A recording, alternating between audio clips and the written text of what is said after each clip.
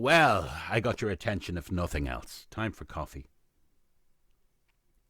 I would just like to make the comment that this is a very beige. Actually, it looks white on camera, but it's a beige kind of a mug, coffee mug.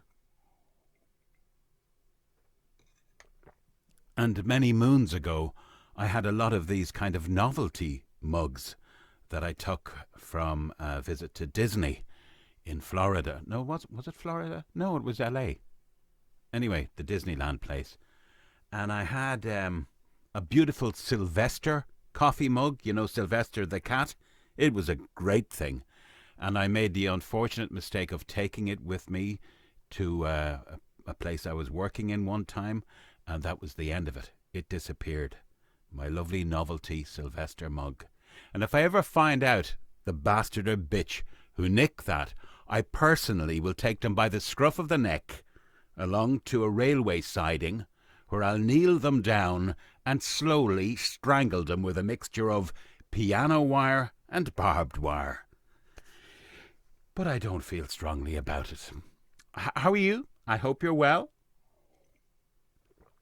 Business is shite at the moment. I just thought I'd say that to you. Rather than give you the sunny side, I'm just going to tell you how it is. But this business goes like that. Do you know what I mean? There's a parabola. It goes up, it goes down. I could be sitting here and going, oh, fuck, what's this for a game of soldiers? And ping, I suddenly got a big audio book to do. Or I get a commercial, a few books there. Or, yeah, on hold. I do quite a lot of that. Sorry, we're not in just now, but if you leave your message, blah-diddy-blah.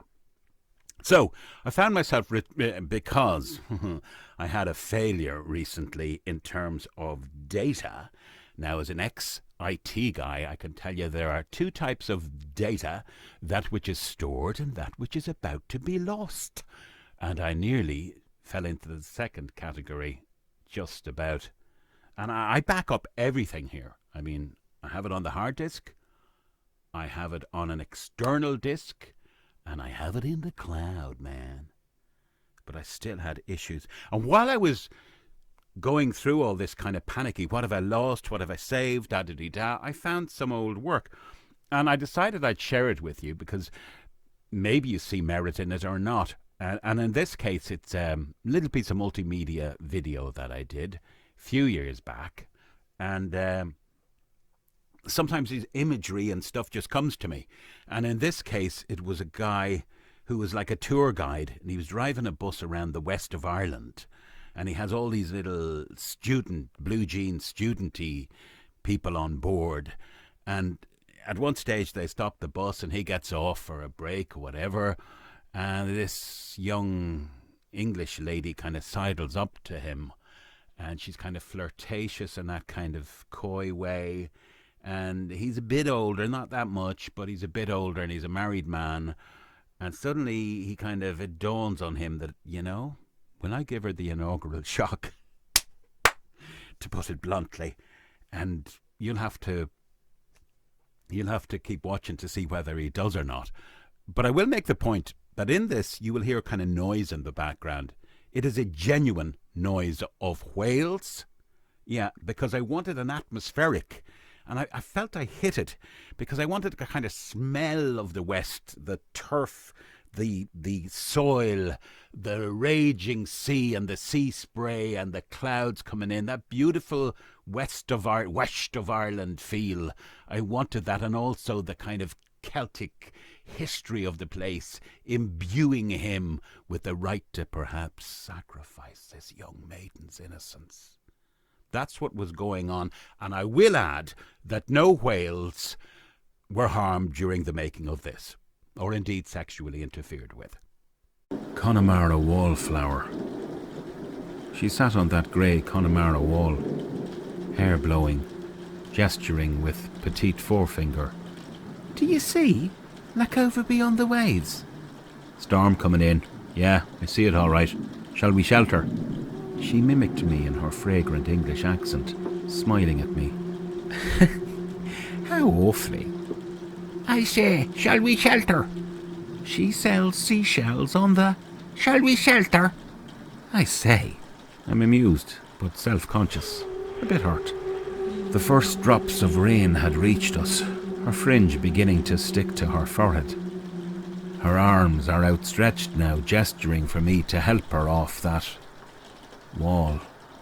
I'm taller than her. Her skin is pale with a trace of freckle, and her eyes are clear emerald. I tilt her face up to me as the first clap of thunder crosses the bay. Her sweet young arms entwine my back and her hands dig into my Aran sweater. Her smile is come on, but she is nervous of the thunder and slightly apprehensive. She is signalling permission and wanting. I place one hand delicately atop her head. The rain is stronger now, spattering her, sizing up. I am hard, and she presses into me. Yet I feel her warm breath, and it sets off something as it mingles with wet countryside smells. She is delicate, and while she plays the woman, she is a girl woman of 18 or 19 or so. Her blouse now is pink-white as the rain pelts us. I see her red lips are... I am a man, and this girl tempting me. Not so long ago was holding a teddy. Her mother was washing her hair, her father's pride. He'd worry over her, and possibly is at this moment. Her temptation is mixed with fragile vulnerability, which the ancient Celtic gods of this rugged yet fertile place have decreed mine for the taking. Wind howls through us, bending her into me.